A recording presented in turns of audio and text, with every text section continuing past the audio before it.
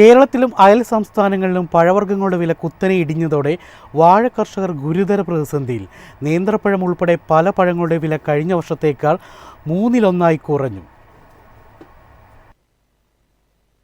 നേന്ത്രപ്പഴത്തോടൊപ്പം ഞാലിപ്പൂവൻ, മൈസൂർ പൂവൻ, പൂവൻ പഴം, റോബസ്റ്റ എന്നിവയുടെ വിലയും കുത്തനെ ഇടിഞ്ഞിരിക്കുകയാണ്.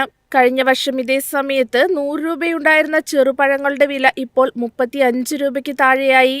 നേന്ത്രക്കായുടെ വില പോലും 15 രൂപയ്ക്ക് താഴെയെത്തി. അയൽ സംസ്ഥാനമായ കർണാടകയിലും പഴങ്ങളുടെ വില വലിയ തോതിൽ ഇടിഞ്ഞിട്ടുണ്ട്. കഴിഞ്ഞ ഓണക്കാലത്ത് നേന്ത്രക്കായയ്ക്ക് 50 രൂപ വരെ വില ലഭിച്ചിരുന്നു. എന്നാൽ ഇപ്പോൾ 3 മുതൽ 4 കിലോ ഏത്തപ്പഴത്തിന് 100 രൂപ മാത്രമാണ് വിപണി വില. അയൽ സംസ്ഥാനങ്ങളിൽ ഉൽപാദനം വർദ്ധിച്ചതാണ് വിലയിടിവിന്റെ പ്രധാന കാരണമെന്ന് വ്യാപാരികൾ പറയുന്നു. സാധാരണ റമദാൻ നോമ്പുകാലത്ത് പഴവർഗ്ഗങ്ങൾക്ക് ആവശ്യകത കൂടാറുണ്ടെങ്കിലും ഇത്തവണ അത് സംഭവിച്ചിട്ടില്ല. കടം വാങ്ങിയും വലിയ പ്രതീക്ഷകളോടെ കൃഷിയിറക്കിയ വാഴ കർഷകർക്ക് ഇതോടെ വലിയ സാമ്പത്തിക നഷ്ടമാണ് നേരിടേണ്ടി വന്നത്. നിലവിൽ പൂവൻ പഴത്തിന് മാത്രമാണ് ഏകദേശം 35 രൂപ വരെ വില ലഭിക്കുന്നത്. മറ്റു പഴങ്ങളുടെ വില കുത്തനെ ഇടിഞ്ഞതോടെ വിപണിയിൽ നിർജീവാവസ്ഥയാണ് നിലനിൽക്കുന്നത്. എളുപ്പത്തിൽ സമ്പാദ്യം വളർത്താം. ഇന്ന് തന്നെ മൈഫിൻ TV ആപ്പ് ഡൗൺലോഡ് ചെയ്യൂ.